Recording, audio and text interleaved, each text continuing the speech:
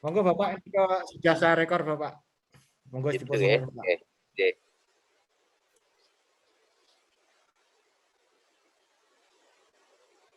Assalamualaikum warahmatullahi wabarakatuh.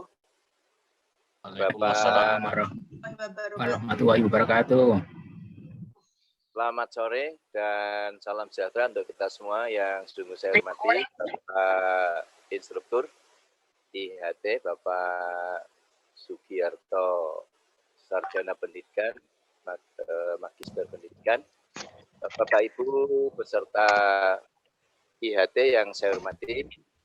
Alhamdulillah pada sore hari ini kita dapat melaksanakan IHT dalam bentuk virtual, tetapi tidak mengurangi rasa hormat dan kedalaman keilmuan yang akan kita bahas pada sore hari ini.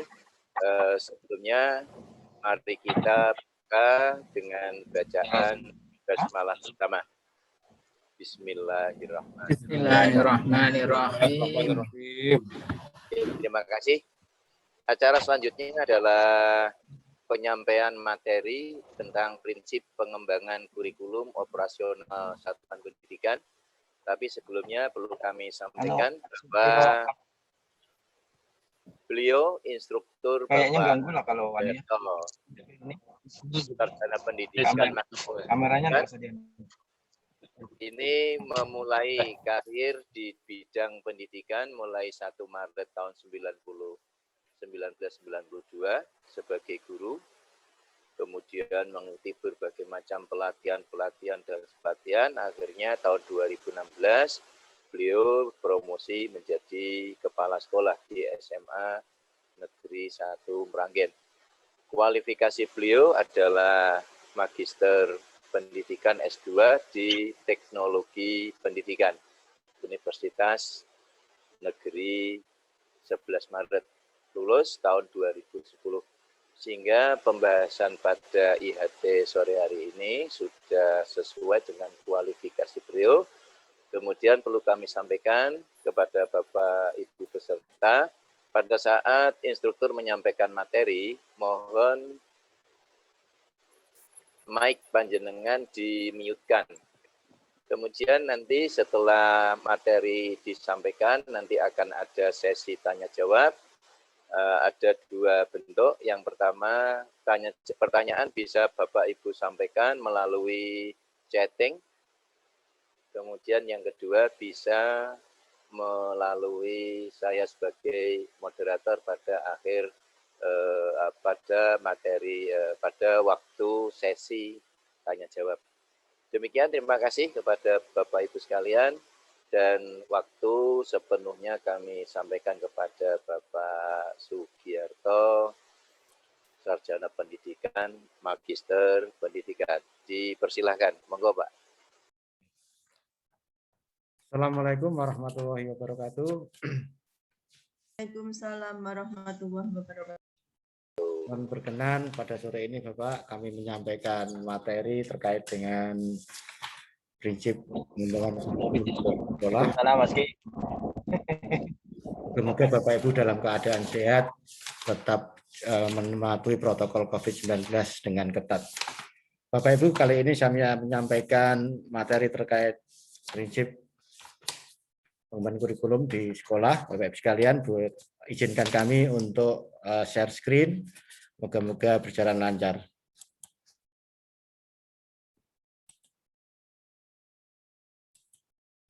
Apakah sudah terlihat, Bapak? Apakah sudah, Pak? Sudah. Tinggi. Sudah, Bapak. Oke.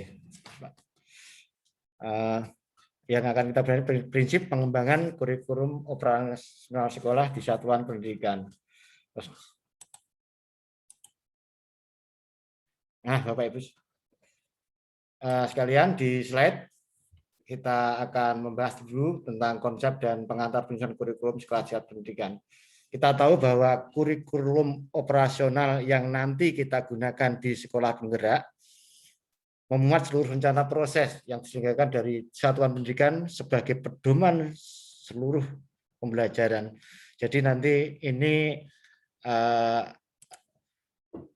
mengandung titik benang merahnya adalah memberikan makna yang artinya bahwa kurikulum operasional satuan pendidikan dapat menjawab seluruh permasalahan pembelajaran di satuan pendidikan masing-masing.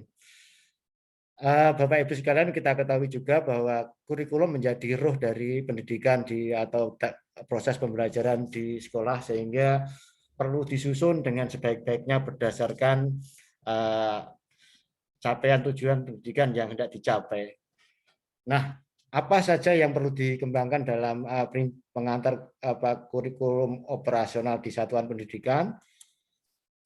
Nah, prinsip yang pertama harus kita kuasai adalah sekolah penggerak dengan konsep Merdeka Belajar itu adalah berpusat pada peserta didik atau student center, sehingga kita harus meninggalkan paradigma lama yang siswa menjadi objek, tetapi sekarang berpusat kepada siswa. Lalu yang kedua, prinsip yang kedua adalah kontekstual, Bapak. Ini mengandung arti bahwa kurikulum yang dikembangkan nanti disesuaikan dengan ciri khas atau kebutuhan sekolah atau masing-masing. Nah, ini disesuaikan dengan karakteristik satuan pendidikan, sosial budaya lingkungan, dan dunia kerja di sekitarnya juga. Nah, ini prinsip yang kedua.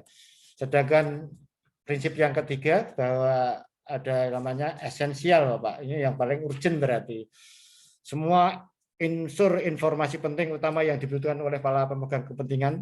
Ini pemegang kepentingan itu banyak sekali dari stakeholder.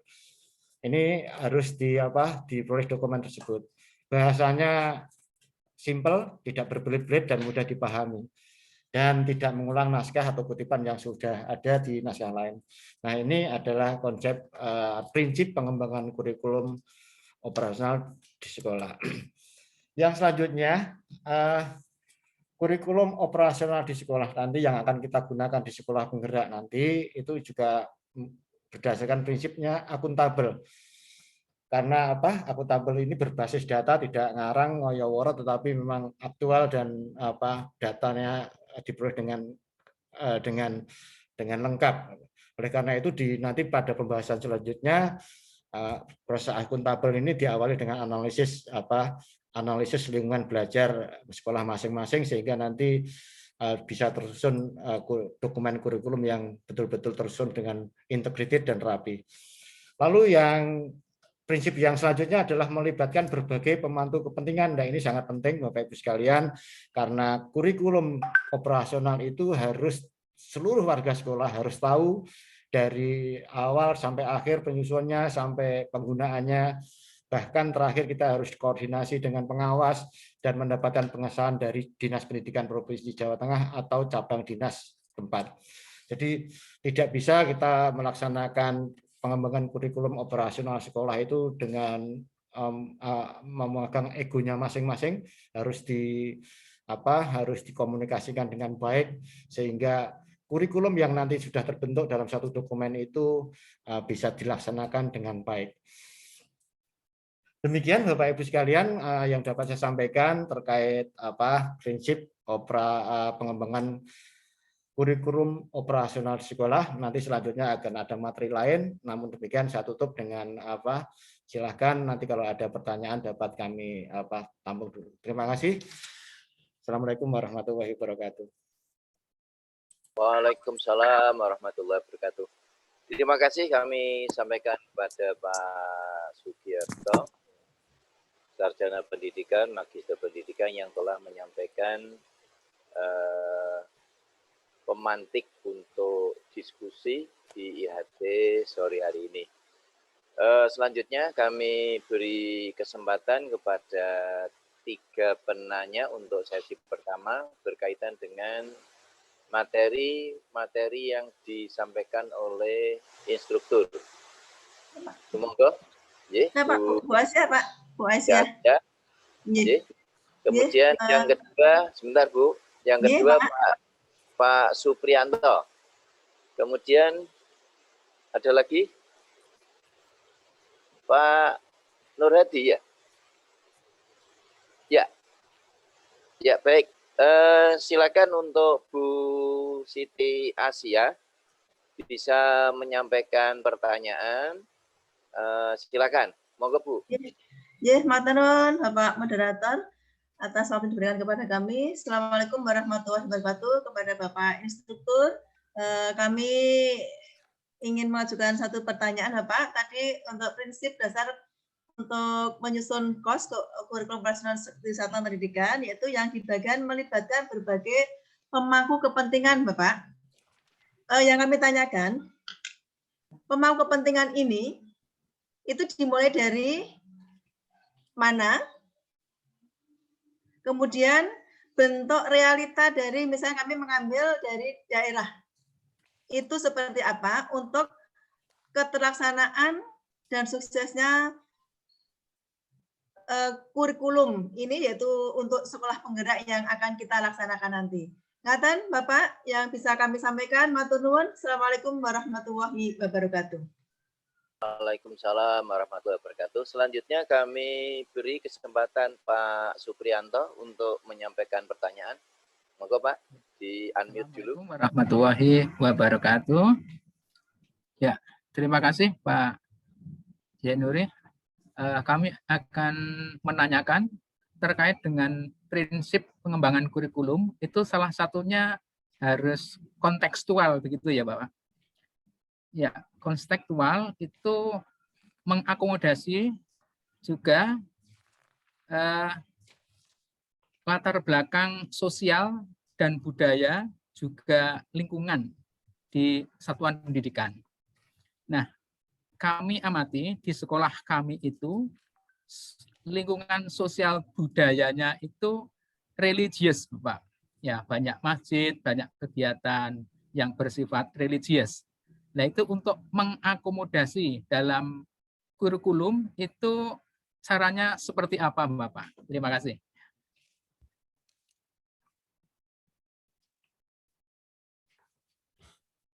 Boleh langsung saya jawab, Pak Yen?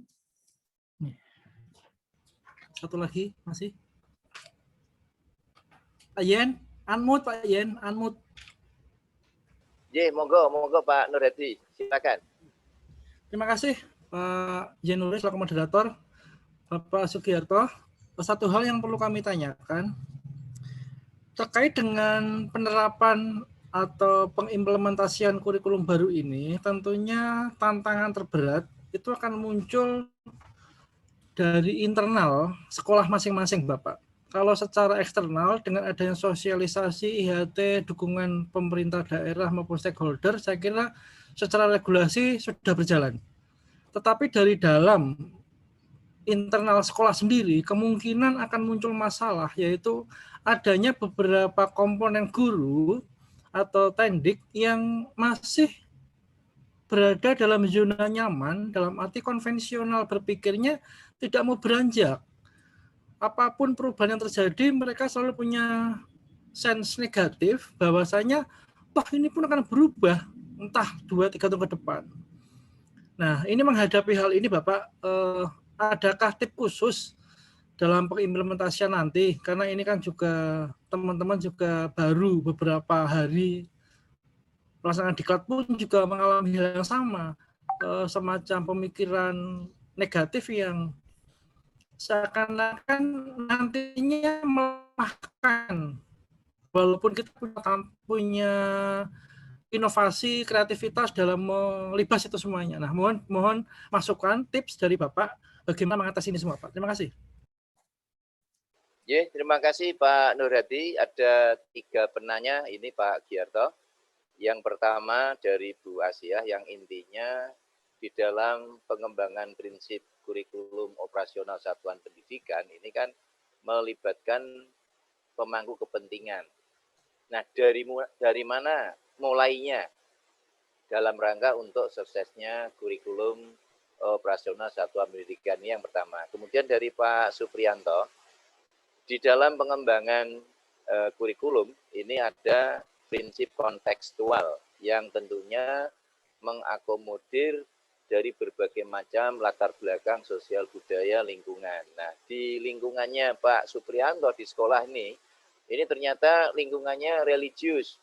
Nah, ini bagaimana cara mengakomodasikan Kemudian yang ketiga dari Pak Nur Hadi kaitannya dengan masalah implementasi kurikulum operasional ini. Tentunya banyak kendala, terutama di faktor internal yang masih banyak adanya perasaan yang negatif terhadap kurikulum ini.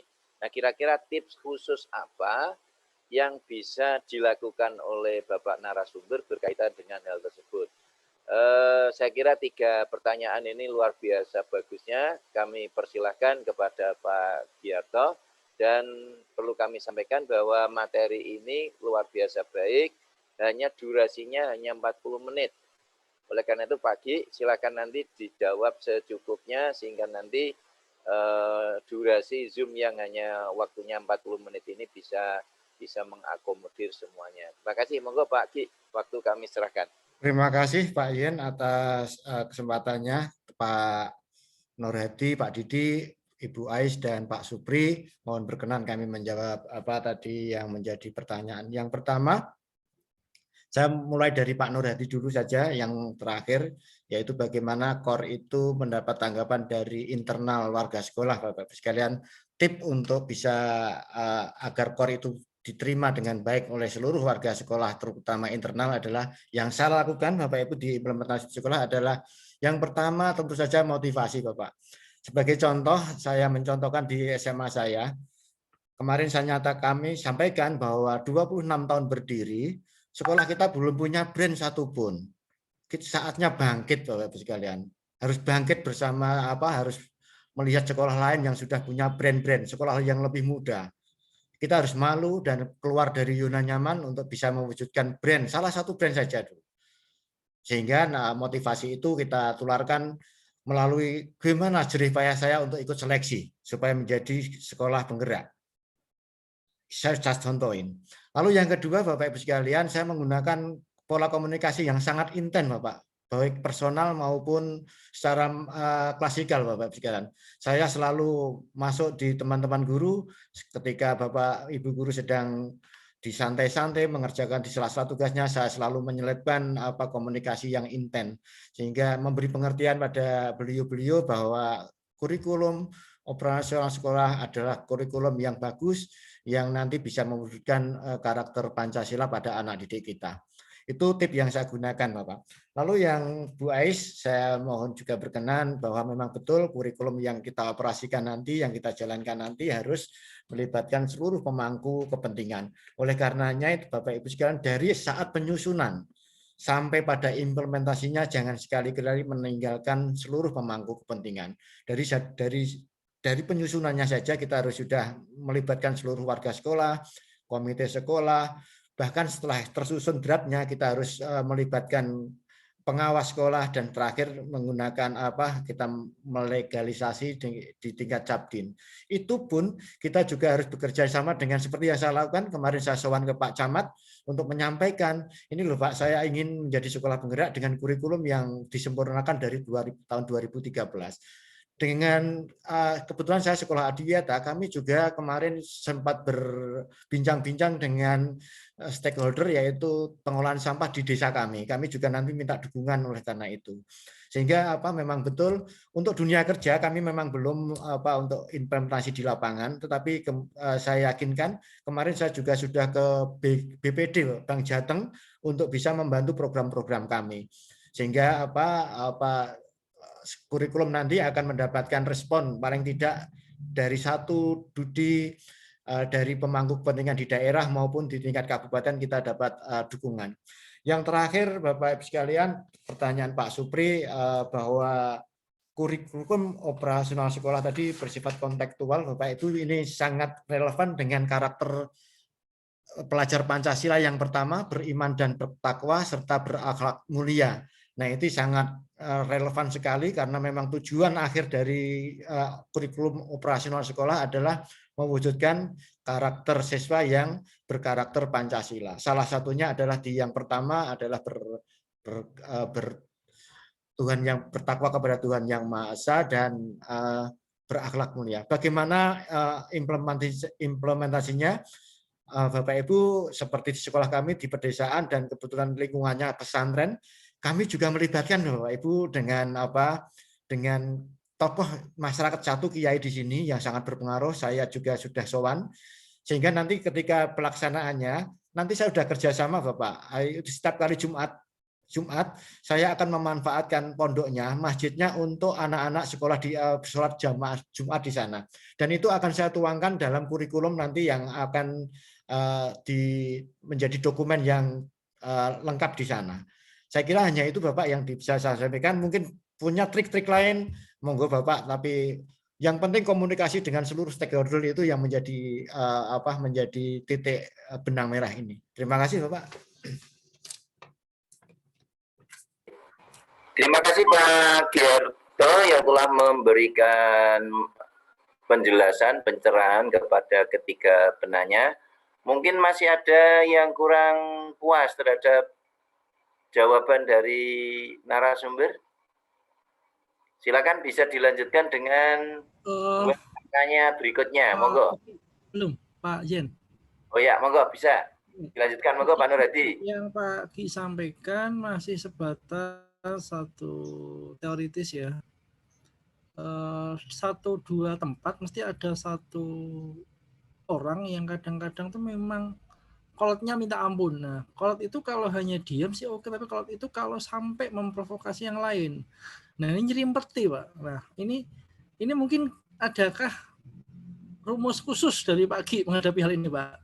Saya kan masih muda, Pak. Jadi menghadapi sesuatu itu kadang-kadang mau saya bentur regulasi kok ngeyelan, mau dibentur kasar juga nggak nyaman orang tua gitu loh. Nah, ini gimana Pak tip khususnya Pak?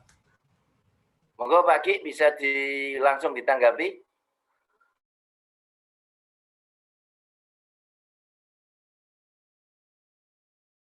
Pak Ki, mic-nya dinyalakan dulu.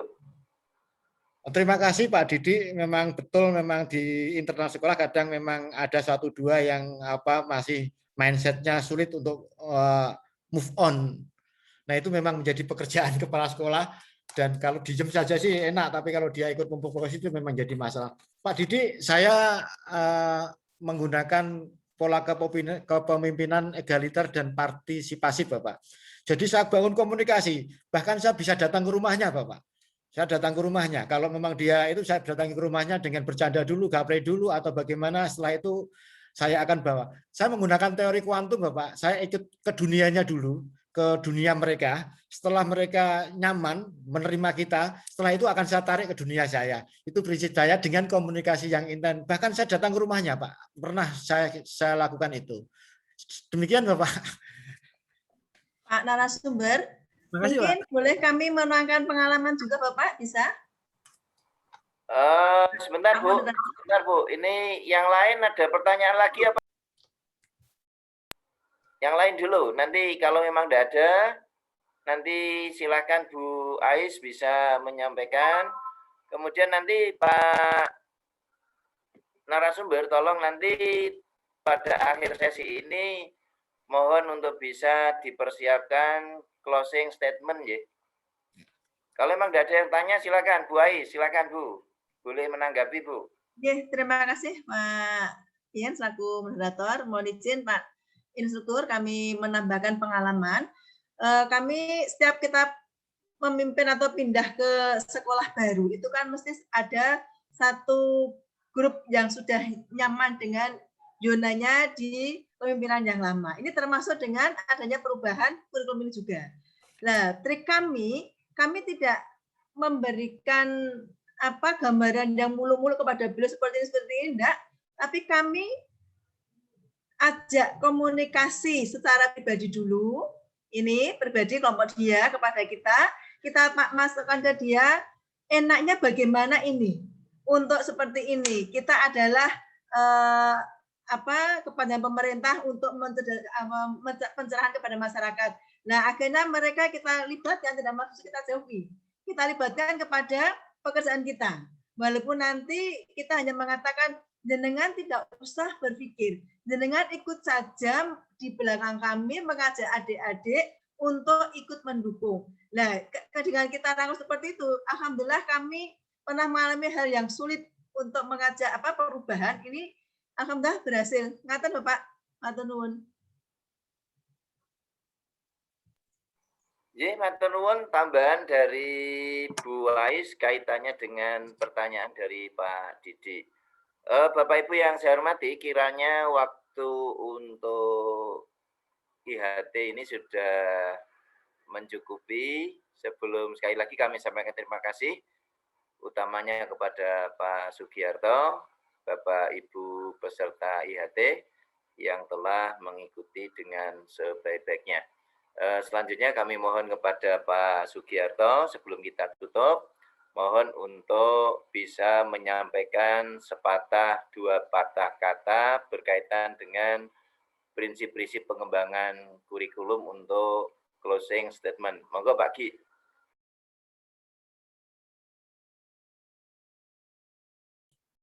Terima kasih Pak Yen dan Bapak Ibu semuanya.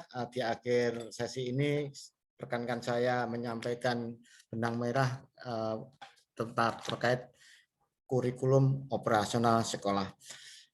Pertama, kita harus memahami konsep, susun berdasarkan prinsip-prinsip yang ada, taati itu, dan mari kita move on untuk perubahan mencapai pendidikan yang mewujudkan siswanya berkarakter Pancasila. Terima kasih. Assalamualaikum warahmatullahi wabarakatuh. Waalaikumsalam warahmatullahi wabarakatuh. Terima kasih kepada Pak Ki, kepada Bapak Ibu peserta atas kerjasamanya sehingga IHT pada sore hari ini secara virtual dapat berjalan dengan lancar. Mari kita akhiri bersama dengan bacaan hamdalah. Alhamdulillah. Demikian. Assalamualaikum warahmatullahi wabarakatuh. Waalaikumsalam. Waalaikumsalam warahmatullahi wabarakatuh.